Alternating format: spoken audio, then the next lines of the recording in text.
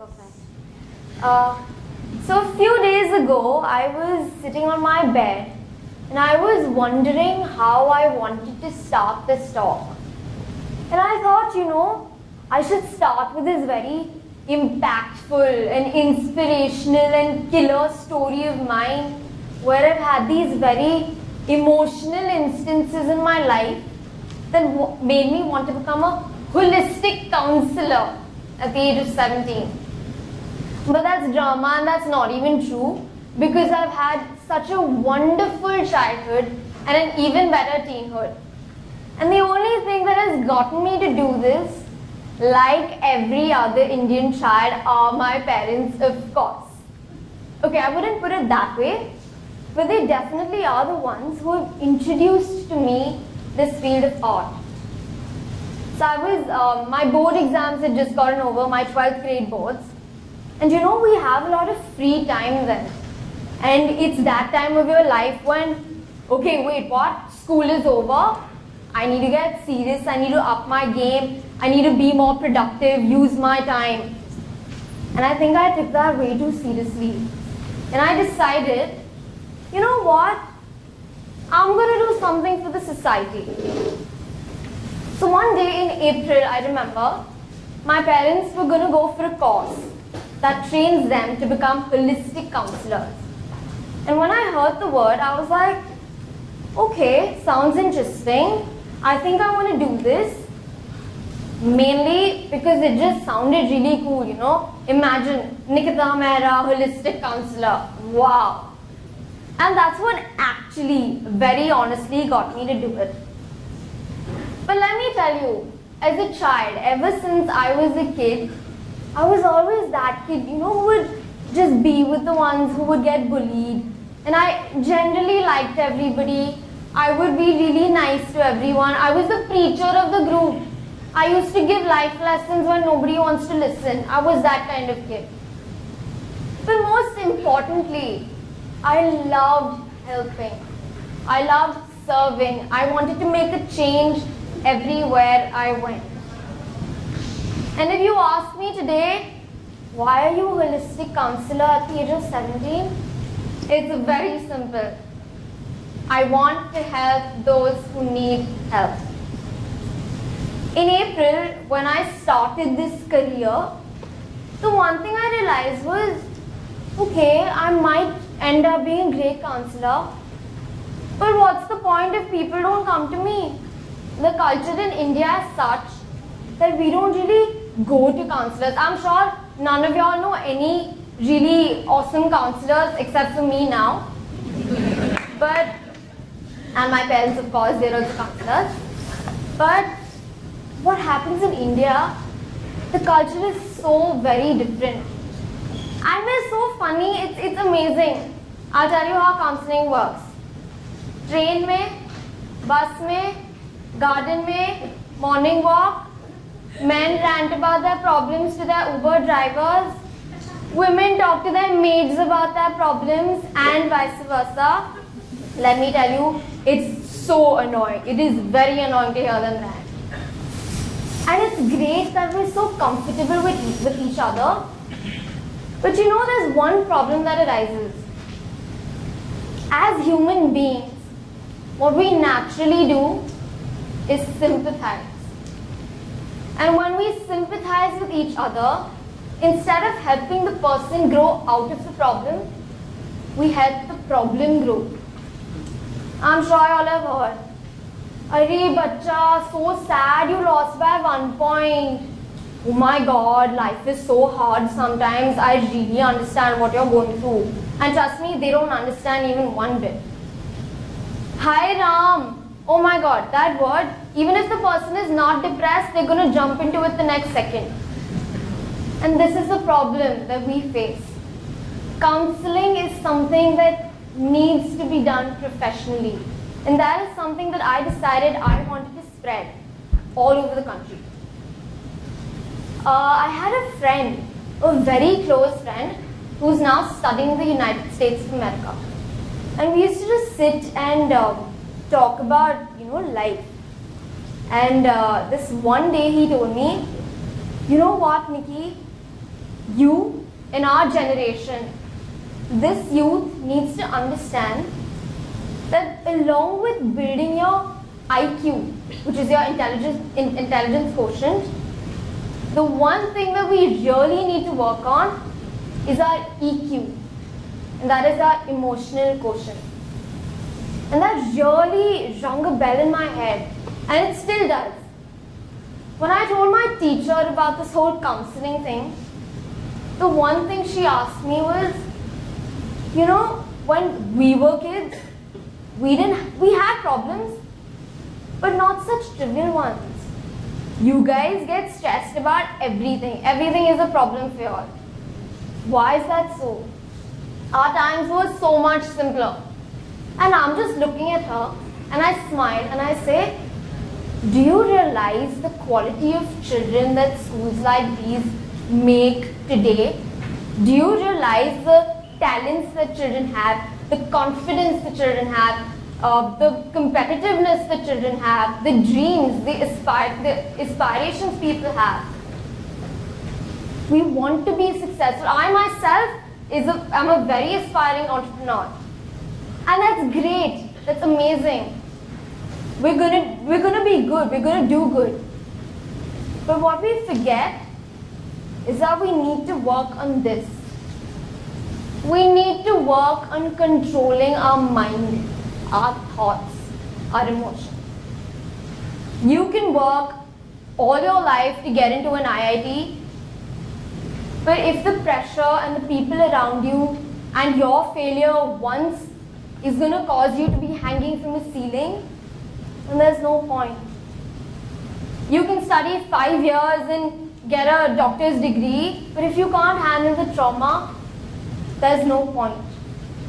What's going to hold you together is this, are your emotions and your thoughts. So here's to every single child sitting in this room. Here's a message for you all. Right now is the time to start working on strengthening your EQ. And that's one of the messages that I really wanted to share today. Over the course of this whole counseling thing, the one thing that I realized is that empathy, maturity, understanding others, being loving, they're all so very important. But the most important thing is self-disclosure. And by self-disclosure, ladies and gentlemen, I mean transparency. We as a society are not transparent with each other and ourselves. And mind you, that's okay, it's not your fault. All of us have a drape over our faces, but that is the way we have been brought up. It's our culture, it's in the society. And it's okay. But right now, we need to work on it. Happens in school, happens in college, happens at work, happens at parties. But most importantly, it happens at home. And that is so very sad that we can't be transparent with each other in our own very families. Today, a child cannot go up to his parents and tell them, hey, you know what? I'm sad because this is what this person told me and it's really affecting me, I need help. Children don't do that. And this is one thing that needs to be done. Communication. A parent-child communication is everything. If you can't get your child to talk about his or her problems, nobody can. If you can't help your own child, nobody can help your child. And he can't help himself either. Remember that. So here's me saying that communication, transparency, so very essential. In the course of my counseling, and while I was especially writing this talk on my laptop, the one thing I realized is that, okay, I was super late to submit my speech. There were all these organizers, they kept messaging me, send it fast, send it fast. And every day, I had a new excuse. And that's when I realized we as human beings limit ourselves right over here. I can't do this because I have this problem. I can't be here because I need to be there. Let me tell you, the only person responsible for the way you feel is you yourself. There is no external factor, not your mom, not your dad, not your brother, not your sister, not your boyfriend, not your girlfriend. Nobody is responsible for the way that you feel. And that's why for every single child and parent here, watching your thoughts, controlling them, is the key to be happy. And I can write it down and give it to you. Coming to limiting your mind, let me tell you, there's good news and bad news for you. Bad news, all limits are born here. Good news, all limits are also killed over here. I recently attended another TEDx event, but as an organizer. And over there, I met two very, very inspiring people. And one of them was a 24-year-old young man. He walks on a tightrope for a living. You know those ropes meters above the ground? He walks on those and earns money. Very well-to-do, very educated. He's absolutely fine. He doesn't need to walk on ropes meters above the ground to earn money. But he still does it. And that's only because passion. He wants it, he will do it. He wants it, he can do it. Another woman I met, she was from Spain, and oh my God, what a woman. She works in one of the hospitals in Lower Parel as a clown. She earns money as a clown. And her job is to raise the energy of children suffering from cancer in the hospital. And when she was telling me about this, I was just looking at her face and I was hoping, oh my God, I hope I have this much passion one day. What a lady. She is doing it because she wants to do it. The desire came from inside. My principal of the college that I am in right now, she's a wonderful woman. She's like, we all look up to her. Her pet name is God in our college, imagine. So she's somebody who is very successful, entrepreneur herself. And she gave this talk one day in college. And there's one thing that I don't think I can ever forget. And she said, you know what?